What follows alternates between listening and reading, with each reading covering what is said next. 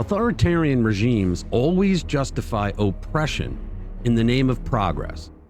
But what happens when that progress is just censorship, chaos, and rebellion?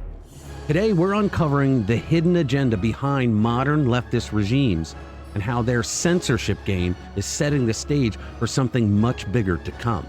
Now, stick with me in this video as we are getting into how leftist futurism, censorship, and rebellion are all connected. Let's get into it. Hey guys, welcome back to the channel. Now, if you haven't already, please hit the subscribe button, smack that notification bell, and hit the like button, because it really does help us with the algorithm to get our message out to more people. All right, now, let's talk about something that's been brewing under the surface for quite a while. Censorship is creeping into our lives like a thief in the night, and it's not just here in the United States, it's all over the world. Have you ever wondered why the left is so obsessed with tearing down statues and silencing the opposition? Well, today I want to get into the heart of that madness. Futurism, censorship, and a little thing called rebellion. It's all connected. Remember the BLM riots? Yeah, those peaceful protests for St. George Floyd where statues of historical figures were toppled and cities were set ablaze. And what did the Democratic leadership say during all of this? Nancy Pelosi, who was Speaker of the House of Representatives, her infamous response was, "People will do what they do. Give it a watch." I'm not one of those people who's wedded to, a statue to somebody someplace is an important thing. Really, Nancy? So George Washington's statue, if it's toppled, it's not an important thing. Well, what if Thomas Jefferson's statue was toppled? They were. So I guess you're saying that they weren't an important thing to you. Speaker of the House, folks. I don't, again, if the community doesn't want the statue there, the statue shouldn't be there. So it's up to the community. Democracy is what she's saying. That doesn't diminish my pride in my Italian-American heritage and the fact that it was a country discovered by an Italian, named for an Italian, Amerigo Vespucci. You see what she's doing here, guys? She's evading the question. The question was, what do you think of or do you support statues being toppled all across the country? And she's talking about an Italian heritage. She's a master at deflection. So I have that pride, but I don't care that much about statues. I don't care about statues. Shouldn't that be done by a commission or the city council, not a mob in the middle of the night throwing it into the harbor? People will do what they do. I do think that from a safety standpoint, can you believe this? It would be a good idea. I mean, no condemnation, no attempt to restore order, just meh. Why? Because that chaos fits their agenda perfectly, guys. Chaos is the Democrats' playground, and they needed to dismantle tradition and usher in what they call progress. To have it taken down if they want more proof? Kamala Harris, during her vice presidential run, didn't just ignore the BLM riot violence. She practically endorsed it.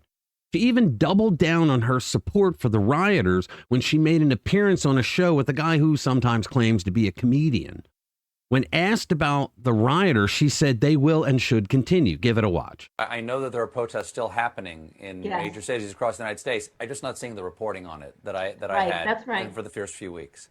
That's right. But they're not going to stop. They're not going to stop. And they're not, this is a movement, I'm telling you. They're not going to stop. And everyone beware, because they're not going to stop. They're not going to stop before Election Day in November, and they're not going to stop after Election Day. And that should be, everyone should take note of that on both levels, that they're not going to let up, and they should not. And we should not. They're not going to let up, and they should not, and we should not. Holy mackerel. And let's not forget that little shout out she gave to the bail fund for rioters. It's almost like she was banking on the chaos to keep the momentum going. See, here's a dirty little secret that a lot of people just didn't want to talk about.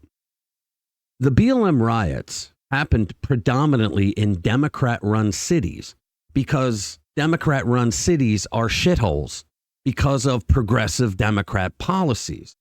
So when they say that, wow, they're going to riot and it's really a righteous thing, yeah, they're rioting against you and your party's treatment of them, Kamala. And our story gets worse, guys. Underneath all this mess is a philosophy called Futurism. the belief that any change, no matter how destructive, is inherently good. Sounds harmless at first, but think about it. When you're willing to throw out centuries of tradition in the name of progress, what you're really doing is justifying oppression. And that's where the real fun begins. Here's what they won't tell you. Authoritarian regimes love futurism because it gives them an excuse to stomp out dissent. Defend tradition?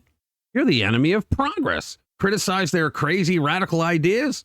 Well, then you're probably a fascist, and we can't have that now, can we? The first stage of this tyranny? Divide and conquer. Exploit social divisions, create an enemy of the state. What they always do. That's where conservatives come in. We defend traditional values. We oppose their radical agenda. And guess what? We become public enemy number one. In the next stage, censorship. Gotta silence those pesky voices, right? We can't have competitive ideas out there. Take Brazil, for example, cracking down on Elon Musk's X, formerly known as Twitter, or the UK's growing censorship trend. It's really bad over there. It's happening worldwide, folks, and it's all part of the same playbook. The future is bleak for free speech if these guys get their way. And don't even get me started on the pandemic. COVID-19 was their excuse to crank up the censorship to 11. These go to 11. Platforms like Facebook were pressured by none other than the Biden administration to silence anyone who dared to question the narrative. What used to be sneaky behind-the-scenes censorship became a full-on war against free speech. And here's the part that'll make your skin crawl. Elon Musk, yes, the guy who's been warning us about the dangers of AI, also warned that X might be shut down in the U.S. if Kamala Harris gains power. And don't think that that wouldn't happen. Imagine that. One of the most influential social media platforms in the world getting silenced. If they can shut down X, what's next? Now, let's talk about the cherry on top. Leftist media outlets like the New York Times have subtly endorsed the silencing of free speech. How do they do it? By framing the U.S. Constitution and its guarantee of free expression as threats to their version of progress, which is chaos. So instead of celebrating free speech as the pillar of democracy, they've decided it's an obstacle. The thing is, censorship doesn't just squash dissent. It lights the fuse for rebellion. History tells us the more regimes tighten their grip on speech and thought, the more they push the people toward revolt. And let's be real, the elites know this. They expect it even. The only question is, can they control it when it happens? It's like the beach ball theory. You hold a beach ball underwater, and you have to constantly hold it to keep it down. That's what happens with rebellions. You see, what happens is the tyrants push that beach ball, the people, underwater. And the people constantly have a force fighting back saying, no, we're not going to take it. We're going to fight you back. Eventually, the force holding it down has to lighten up. And the ball comes above surface. And that's what happens in rebellions. I don't want to see people get hurt in a rebellion. What I want to see is the Democratic Party and their leftist allies everywhere around the world stop trying to suppress the American people. All right. Thank you for watching. Subscribe and hit that notification bell if you want to be kept up to date with all the latest news of the banality of evil in the left's censorship movement. I'll see you in the next one. Spread the word.